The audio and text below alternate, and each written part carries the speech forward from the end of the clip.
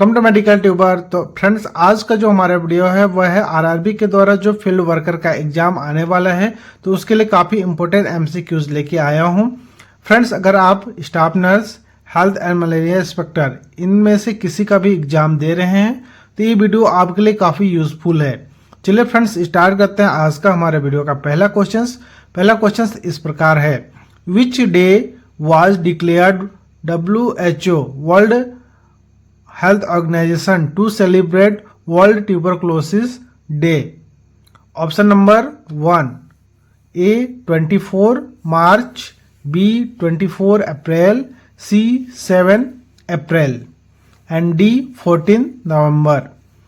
And correct answer number A 24 March. 24 मार्च को विश्व स्वास्थ्य संगठन, जिसको WHO कहते हैं, उसके द्वारा विश्व क्षय दिवस अर्थात tuberculosis day, world tuberculosis day के रूप में 24 मार्च को मनाया जाता है।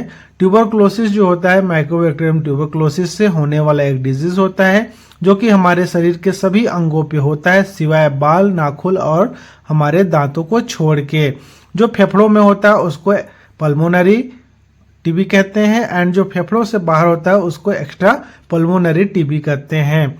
टीबी के जो लक्षण होते हैं वो फीवर, चेस्ट पेन, बलगम के साथ खून आना, वजन में कमी, रातों को पसीना आना, जल्दी से थकान होना, ये सभी लक्षण ट्यूबरक्लोसिस के होते हैं। और यह ट्यूबरक्लोसिस वर्ल्ड ट्यूबरक्लोसिस डे 24 मार्च को मनाया जाता है। Next question number 2। In measles which vitamin deficiency occurs? Measles जो होते हैं जिसको हम खसरा कहते हैं वह किस विटामिन की कमी से होता है? ऑप्शन नंबर ए है vitamin A, B option number है vitamin B, C option number vitamin C and D option number vitamin D. तो इसका जो करेक्ट आंसर है वह है विटामिन ए। तो विटामिन ए जो हमारा मिजल्स होते हैं उसके बचाव के लिए विटामिन ए बहुत ही आवश्यक होता है। विटामिन ए एक पोषण आहार होता है जो कि पिलाया जाता है। इसको पहला जो डोज दिया जाता है बच्चे का 9 मंथ के बाद जो पहला टीका लगता है MR, जिसको मिजल्स एंड रूबेला के साथ अभी लग रहा है। इसके पहले केवल मिजल्स का टीका लगता था। उस मिजल्स के टीके पे आप देखेंगे कि 9 मंथ्स में मिजल्स लिखा रहता है, वहाँ मिजल्स के टीके लगते हैं जिसको खसरे के टीके कहते हैं। उसके साथ में 1 ml विटामिन ए पिलाया जाता है जिसको 1 लाख इंटरनेशनल यूनिट उसका आता है। इसके बाद जो होता है सेकेंड डोज जो होता है आफ्टर 6 मंथ के बाद पिलाया जाता है विटामिन ए, जो कि 2 लाख इंटरनेशनल यूनिट या फिर ml में कहें तो 2 ml होता है। और आप यहाँ देख सकते हैं जो मिजल्स होते हैं, मिजल्स को सब क्यूटेनियस माध्यम से राइट हैंड पे दिया जाता है बच्चे को 9 मंथ्स में। इसके बाद 1.5 साल जब होता है या फिर 16 महीना बच्चे का हो जाता है तब इस टीके को लगाया जाता है। इसका MR2 सेकेंड डोज दिया जाता है। बच्चे को जन्म के बाद 2 बार ही यह टीका लगता है, 9वें महीने पे और दूसरा होता है 1.5 से 2 साल के बीच अर्थात 16 महीना से लेकर 24 महीना के बीच में। Next question number 3। Arthritis is a disease of? Arthritis किसका डिजीज होता है? ऑप्शन है liver, B joint, C skin and D kidney. तो जो होता है इसका करेक्ट आंसर है ज्वाइंट। तो जो ज्वाइंट्स का डिजीज होता है आर्थराइटिस, आर्थराइटिस के सिम्टम्स होते हैं जिसमें pain, swelling, tenderness, loss of function, stiffness, deformity, weakness, instability and erythema. तो ये सभी लक्षण होते हैं आर्थराइटिस के। आर्थराइटिस के कारण क्या हो सकते हैं जिसमें chronic inflammation, lack of physical exercise, intake of inflammatory foods, smoking and alcohol abuse, chronic stress, genetics and autoimmune conditions, ये सभी कारण होते हैं आर्थराइटिस होने के। Next question number 4। Which of the most widely used method for the cervical cancer screening? Cervical cancer, जिसको cervical cancer को क्या कहते हैं, गर्भाशय कैंसर के नाम से भी जाना जाता है या फिर इसको ग्रीवा का कैंसर भी कहते हैं। तो यह कब होता है, इसको होता है तो इसको जो स्क्रीनिंग किया जाता है अर्थात पहचान किया जाता है वो किसके माध्यम से किया जाता है? वह टेस्ट कौन सा होता है? ऑप्शन नंबर ए है कोल्पोस्कोपी, बी है HPV vaccine, C biopsy and D है पैप स्मीयर। तो इसका जो करेक्ट आंसर होता है वह होता है पैप स्मीयर। पैप स्मीयर के माध्यम से सर्विक्स का एक स्मीयर लिया जाता है कुछ इस तरीके से आप देख सकते हैं। ये है स्पेकुलम, स्पेकुलम के मदद से इसको फैलाया जाता है। योनि मार्ग को फैलाने के बाद यहाँ से जो सर्विक्स होता है, सर्विक्स के एरिया पे एक स्वाब होता है, स्वाब से इसको यहाँ से 2-3 राउंड रगड़ के इसके बाद इसका जो होता है वहाँ से सैंपल लिया जाता है कुछ इस तरीके से पेप स्मीयर में। इसके बाद उसको माइक्रोस्कोपिक अध्ययन किया जाता है, जिसके लिए हम जो महिलाएं होती इसको इस पोजीशन पे, लिथोटॉमी पोजीशन पे इनको लिटाया जाता है। तो इस तरीके से पेप स्मीयर के माध्यम से ही जो होता है इसका डिटेक्शंस किया जाता है, जो सर्वाइकल कैंसर होता है या फिर बच्चेदानी का कैंसर के नाम से भी जाना जाता है। चलिए नेक्स्ट क्वेश्चन नंबर 5 है, in following which is not a spacing contraceptive method, अर्थात दो बच्चों के बीच में अंतराल जो करने का वह मेथड नहीं है। इसका ऑप्शन नंबर 1 है, ए नंबर कंडोम्स, बी मालायन, सी वेसेक्टोमी, डी कॉपर टी। तो इसका जो करेक्ट आंसर होता है वह होता है वेसेक्टोमी। वेसेक्टोमी क्या होता है उसके बारे में अभी हम जानते हैं। तो आप यहाँ देख सकते हैं एक डायग्राम है जिसमें आपको मेथड और मोड ऑफ एक्शंस दिया हुआ है। तो इसका जो करेक्ट आंसर होगा वो आपको मैच करना है। तो कंडोम्स, कंडोम्स का करेक्ट आंसर क्या हो जाएगा? तो कंडोम्स क्या करेगा? तो prevents sperm reaching the cervix, अर्थात ए का आंसर नंबर 3 आ जाएगा। एंड इसके अलावा ऑप्शन नंबर बी वेसेक्टोमी जो होता है वो क्या करेगा? तो स्पर्म कंटेंस नो स्पर्म, सीमेन में जो स्पर्म होता है उसमें नहीं आता है, कब? जब वेसेक्टोमी हो जाता है। पिल्स क्या करते हैं? तो प्रिवेंट ओव्यूलेशन होता है। एंड ट्यूबेक्टोमी जो होता है ovum not able to reach fallopian tube, तो ये होता है ट्यूबेक्टोमी से। तो ट्यूबेक्टोमी और वेसेक्टोमी ये दोनों जो होते हैं वो परमानेंट मेथड होते हैं, और पिल्स और जो कंडोम्स है ये परमानेंट नहीं होते हैं, अर्थात इसको टेम्पोररी मेथड के नाम से भी जाना जाता है। तो आप यहाँ देख सकते हैं ये कंडोम्स है, ये होता है मालायन।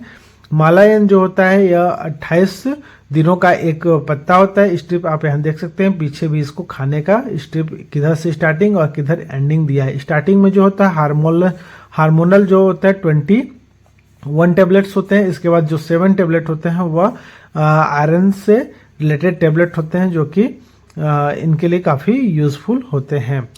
और ये होती है कॉपर टी, जो कि एक अस्थायी साधन होता है जो 10 सालों तक के कारगर होती है, कॉपर टिन, जिसको 380A के नाम से जाना जाता है कॉपर टी। और ये होता है वेसेक्टोमी, जिसमें आप यहाँ देख सकते हैं मेल्स में होता है। और इसमें जो वॉश डिफरेंस होते हैं, वॉश डिफरेंस के जो होते हैं इसको कट करके यहाँ से बांध दिया जाता है, जिसके माध्यम से यहाँ से जो उत्पन्न शुक्राणु होते हैं वह इस माध्यम से यहाँ जाके जो होता है सीमेन यहाँ होता है और यहाँ स्पर्म का निर्माण होता है। तो स्पर्म यहाँ से होते हुए कुंडलित जो नसें होती हैं जिसको एपिडाइडिमिस होते हैं, यहाँ हमारा स्पर्म का निर्माण होता है। और ये वॉश डिफरेंस के माध्यम से यहाँ तक जाके पहुँचते हैं जहाँ प्रोस्टेट ग्लैंड्स के पास दोनों का मिक्सचर्स होते हैं, और मिक्सचर्स होने के बाद स्खलन के दौरान ये यहाँ से बाहर आते हैं। तो इसको बाहर आने से रोकने के लिए यहाँ से इसको कट कर दिया जाता है, जिससे जो स्पर्म होता है वह इस सीमेन पे अर्थात वीर्य पे नहीं मिक्स हो पाता है, जिसके कारण गर्भ नहीं हो पाता है, गर्भधारण नहीं हो पाता है। तो इस माध्यम को हम वेसेक्टोमी कहते हैं। Next question, baby is terms as pre term baby in if born before. तो प्री टर्म्स कब कहा जाएगा? जब बच्चे का जो अवधि होती है, जन्म की अवधि होती है 32 सप्ताह में हो जाता है, 34 सप्ताह में हो जाता है, या 37 सप्ताह या फिर 38 सप्ताह, तो उसको टर्म कहते हैं। और किसको प्री टर्म कहते हैं ये आपको पता होना चाहिए। तो baby is terms as pre term baby is born before, तो किससे पहले बोर्न होगा जिसको हम प्री टर्म कहेंगे, और उसके बाद के जो बेबी होंगे उसको टर्म कहेंगे। तो इसका जो करेक्ट आंसर है वह आंसर नंबर सी आएगा, 37 वीक्स। 37 वीक्स के बाद जो बच्चे आते हैं उसको टर्म्स कहलाता है। और प्री मैच्योर बेबी कब कहलाता है? तो आप यहाँ देख सकते हैं 24 सप्ताह से जो पहले होते हैं वो प्री मैच्योर बेबी कहलाते हैं। एंड 32 से जो 36-37 सप्ताह तक जो होते हैं वह प्री टर्म्स कहलाते हैं। और इसके बाद जो 36 और 35 से जो 37 का टाइमिंग होता है, यहाँ 35 से 37 का जो देख रहे हैं इसको हम लेट प्री टर्म कहते हैं। इसके बाद 37 के बाद जो भी बच्चे होते हैं उसको टर्म आ जाता है, अर्थात जो टर्म कहलाता है। तो इस तरीके से प्री टर्म्स और टर्म्स कहलाते हैं। Next question number 7, UNICEF was established in. UNICEF क्या होता है? तो सबसे पहले आपको जानना है यूनिसेफ क्या है। तो यूनिसेफ जो होता है United Nation international child emergency fund. तो बच्चों के लिए यह ऑर्गेनाइजेशन जो इंटरनेशनल है वह सभी के लिए वर्क करता है, जो कि इसकी स्थापना ऑप्शन नंबर ए 1946, 1948, 1952 और 1955। तो इसकी स्थापना 1946 पे हुआ था। और ये जो यूनिसेफ होते हैं इसके फुल फॉर्म मैंने बताया, ये आपका लोगो है। इस लोगो को आप देख सकते हैं, ये खासकर बच्चों से रिलेटेड वर्क करते हैं, जिसमें हमारे वैक्सीनेशन हो गए या फिर जो आंगनबाड़ीज होते हैं उन सभी का ऑर्गेनाइजेशन में इसका हेल्प काफ़ी ज़्यादा होता है यूनिसेफ का। और यूनिसेफ जो होता है 11 दिसंबर 1946 पे हुआ था, जिसको United Nation International Children's Emergency Fund के नाम से जाना जाता है, जिसका हेड क्वार्टर जो होता है यह न्यूयॉर्क सिटी पे स्थित है। Next question number 8, which among the following is an airborne disease. तो एयरबोर्न डिजीज इसमें से कौन सा है? ऑप्शन नंबर ए है typhoid, B tuberculosis, C kala azar and D malaria. तो इसका जो करेक्ट आंसर फ्रेंड्स वो आंसर नंबर बी आ जाएगा, ट्यूबरक्लोसिस। ट्यूबरक्लोसिस के अलावा जो टाइफाइड है या फिर मलेरिया है, इन सभी की अलग अलग माध्यम से फैलता है, किंतु एयर के माध्यम से जो होता है वह ट्यूबरक्लोसिस फैलता है, और जो मलेरिया होता है वह वेक्टर के माध्यम से फैलता है। इसके अलावा जो हमारा और दिया हुआ है टाइफाइड, जो कि खाने और पीने के माध्यम से, खान पान के माध्यम से, मल मुख मार्ग के द्वारा फैलने वाला डिजीज है। तो ट्यूबरक्लोसिस होते हैं कुछ इस तरीके से आप देख सकते हैं, पूरे बॉडीज पे हमारा ट्यूबरक्लोसिस होते हैं, जो कि माइकोबैक्टीरियम ट्यूबरक्लोसिस के माध्यम से होता है, और इसके कुछ लक्षण भी होते हैं। और इसको हम 24 मार्च को ट्यूबरक्लोसिस डे अर्थात विश्व क्षय दिवस के नाम से मनाया जाता है। Next question number 9, the world health day is celebrated one. अर्थात विश्व स्वास्थ्य दिवस कब मनाया जाता है? इसको ऑप्शन दिया हुआ है 1 मार्च, 7 अप्रैल, 6 अक्टूबर एंड 10 दिसंबर। तो इसका जो करेक्ट आंसर है वह आंसर नंबर इज बी, 7 अप्रैल को मनाया जाता है। 7 अप्रैल को क्यों मनाया जाता है? क्योंकि इसी दिन 7 अप्रैल 1948 को विश्व स्वास्थ्य संगठन, जिसको WHO कहते हैं, इसकी स्थापना हुई थी, इसीलिए इस दिवस को विश्व स्वास्थ्य दिवस मनाया जाता है। और यह WHO के जो स्विट्जरलैंड में इसका मुख्यालय है, जो कि स्विट्जरलैंड के जिनेवा में इसका मुख्यालय स्थित है। चलिए अब नेक्स्ट क्वेश्चंस की ओर बढ़ते हैं। Question number 10, the polio virus infection is spread through. Polio virus किसके थ्रू स्प्रेड होता है? Breast feeding, fecal oral routes या फिर placental route and sexual route. तो इसका जो करेक्ट आंसर है वह answer number is B, fecal oral route से फैलता है।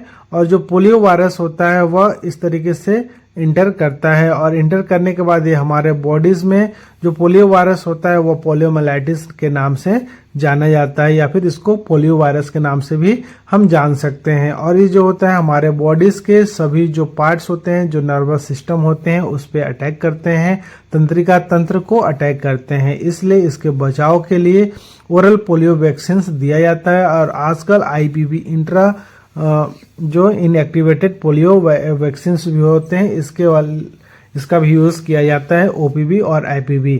OPV जो होता है उसको ओरल रूट में दिया जाता है, और जो IPV होते हैं उसको IPV को जो होते हैं त्वचा में दिया, मांसपेशी पे दिया जाता है। और इसके अलावा इसके बचाव के लिए हमको क्या करना होता है? 2 बूंद जिंदगी के हम ओरल पोलियो पिलाया जाता है। और ये पोलियो जो होता है पूरे जो हमारा भारत देश होता है उसमें एक साथ सबको पोलियो दिवस के रूप में मनाया जाता है। और ये जो पोलियो होता है वह स्पाइनल कॉर्ड या फिर नर्वस सिस्टम, इन सभी पे अटैक करता है। और अटैक करने के बाद इन एरियाज पे जहाँ पुअर हाइजीन होते हैं या फिर लेटरिंग्स की कमी होती है, तो इन सभी के कारण जो होते हैं, जिनका जो बीमार बच्चे होते हैं उनके स्टूल पे यह वायरस आ जाते हैं। और स्टूल से पूरे एरिया पे अगर आप टॉयलेट्स बाहर करते हैं तो वह हमारे मुख के माध्यम से जो हेल्दी बच्चे होते हैं उन पे चले जाते हैं, और धीरे धीरे उनके जैसे ही बॉडी इनके वायरस के अनुरूप होते हैं, तब ये वायरस अपना ग्रोथ करके उनके ऊपर ये अटैक करते हैं। तो इस तरीके से ये अपना पोलियो जो होते हैं एक दूसरे को गंभीरता से नुकसान पहुंचाता है। तो इसके बचाव के लिए आपको 2 बूंद पोलियो की जरूर पिलाना है। तो इस तरीके से फ्रेंड्स आज जो हमारा वीडियो है यही समाप्त होता है। नए वीडियो नए क्वेश्चंस के साथ मिलेंगे, तब तक के लिए जय हिंद।